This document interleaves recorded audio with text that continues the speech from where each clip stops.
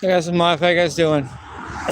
So I'm going to do a video that is updated information on what I believe about God and everything. And I want to quote my source that's helped me with progressive understanding and belief and knowledge. It's Edgar Casey. I like his stuff, and I'm thinking about it and reading about it, and I want to document what I believe now. And I'm still working on it, but I'm getting, I'm making progress. So, first of all, I believe we all are the makings of not Jesus. Jesus is a person. Jesus is the name of somebody, just like my name is Jimmy. Christ is a title that he was a Christ, but we all are headed toward that if we're on the right path. We're all potential future Christs. Although I won't be Jesus, we all are progressing in the same way. Only he was first. He was before us, and he helped us. What he did helped us even get the chance to progress like we can. That's what I believe now. He's not going to come literally until we've made changes figuratively in our hearts.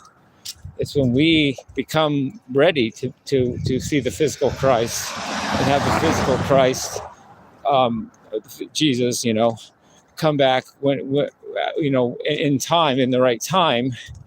But he's not coming any minute to save us from ourselves when we haven't done anything and we're not ready. So the work is on our shoulders first.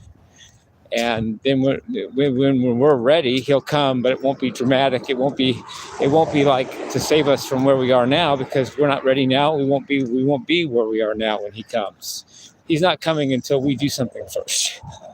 That's what I believe now. But there's a work we each have to do with ourselves. And this is a spiritual meditation and guide, and you have a spiritual ideal first, ideal, I-D-E-A-L, then you meditate to achieve it, and then you interact with others to express it. And that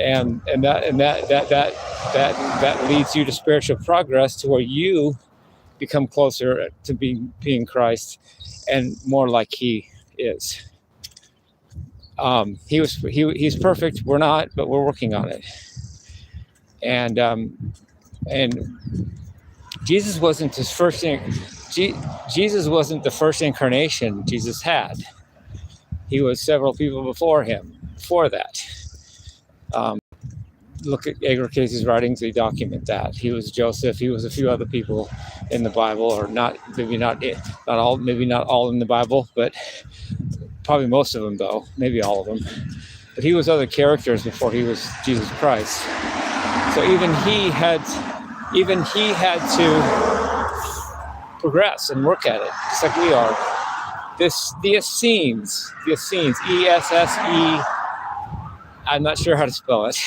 The Essenes were the ancient people that were studying, to become Christ. And that hasn't happened, and that we haven't been in that position to have Essenes since them until now. We are the modern Essenes. We're today where they were, where the Essenes were before Jesus. And a lot of the shift has to do with the fact that we're entering into the age of Aquarius. The age of Pisces, which came before Aquarius, which is interesting because Aquarius is house 11 and Pisces is house 12, so it's going backwards. But the Pisces era was belief and hierarchy. In other words, structure of who's above who, and you believed in something. Well, the new age of Aquarius is neither of those. It's something. You don't just believe it, you know it. You use science too. Science also. And the hierarchy is going to crumble, because it's not about being better or ruling over somebody. It's about having the right spiritual energy. See, the Earth is headed in 2026, this year, the Earth is headed very close to breaking the 17-degree barrier of its axis and magnetic spin and all that. I don't really quite understand it all, but think of a top. that you spin on a table, and as it starts to lose momentum, it starts to wobble, and when it reaches a critical angle, it falls down. Well, we're at that precipice this year, and it takes spiritual energy to withstand this and to let the humanity and ourselves survive. Not money, power, and who can get to the highest hill of safety. It's not going to work that way. It's not going to be the Bill Gates, the Elon Musk that are going to be saved because of their money. It's going to be the people that have the right energy that can handle it on an energetic and spiritual level, that are going to be the people that are going to count, and they're going to be important in this new event and stuff, new stage of Earth. And so not only that, but it just so happens that people about my age, I'm not 60 yet, but once you reach 60, you're ready to start. It's a large progress in your spiritual journey on Earth. I'm 59. I'll be 60 in less than 8 months, but I'm not 60 yet. But 60 is a point where you spent your first 3 decades, basically to your 30, just getting your ego together, getting what you're good at, what you're going to do for the world, what you're going to succeed at, who you are. And then you can spend the next 30 being tested. Like steel gets tested when it gets heated and then stuck in the cold water, you get tested. And then when you reach 60, you're ready to actually ascend and actually do your work that you came here to do. And that's I'm not 60 yet, but I'm getting there. So maybe I'm the right age to help. So there's that. So when we're ready, when we've all made the heart changes and we're spiritually ready, Jesus is a real thing, and he will come, but it won't be to save us when we haven't done anything, and to send those that are bad to hell when everybody's bad. Basically, I mean, there's no one good, no, not one. For all of sin to come short of the glory of God. There's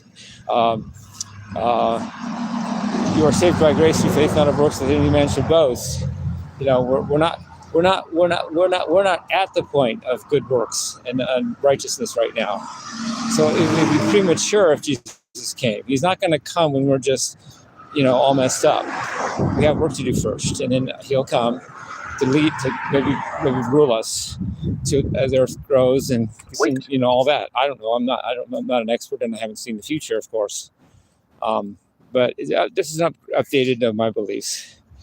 It's not by joining a church where everybody does the same thing and everybody thinks everybody's okay because everybody's together doing the same thing that you reach these spiritual points where Jesus can come. It's not about being a member of some place and saying, well, I go to this church and I listen to this pastor, so I'm good and you're bad. It's not about that.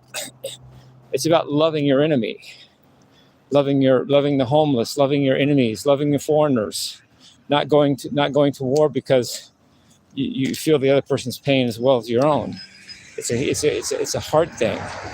Jesus isn't going to come while we have shotguns aimed at each other and we have nuclear warheads threatening each other. He's not going to come in that state, and that's the state we're at. We're not ready for Jesus. He's not coming for a long time. So relax. So And this is my updated beliefs, and it starts with me. I'm gonna do a Michael Jackson thing tonight. It's gonna be fitting for this. I'm not gonna say what it is. Maybe you already know. Maybe you can somehow get the vibe of what I'm gonna do. But I'm gonna do a Michael Jackson dance again, and it's about me, because I'm me. It's about me for. Okay, can I love my haters? Can I see Christ in them so that I can see it in myself? Can I love people that antagonize me, that whatever, neighbors, people that don't like me when I'm walking, whatever. I have to love them. Not the easy things where I love people that love me. That's not what Jesus said. In fact, Jesus said, if you do that, you've done nothing more than the heathen. Because even the heathen love those that love them. It's love your enemies and pray for those that persecute you. That's the ticket. That's the hard line of this. Until I can love my enemies, my people that irk me and whatever, and see myself in them and see Christ in them as first, so that maybe I can see it in myself a little, sometime. That's the challenge. I'm trying, and that's the challenge I face. This isn't something I'm putting on you guys, and then I get off scot-free. I do it starts with me, because be the change you want to see in the world, but that does start with you. So these are my updated beliefs, and this is and I love the chakra work. Turns out to be relevant. Chakras are relevant. The chakras, 7 chakras, and all that, and astrology is relevant. It's not to be. I don't think you're supposed to predict the future and be all into,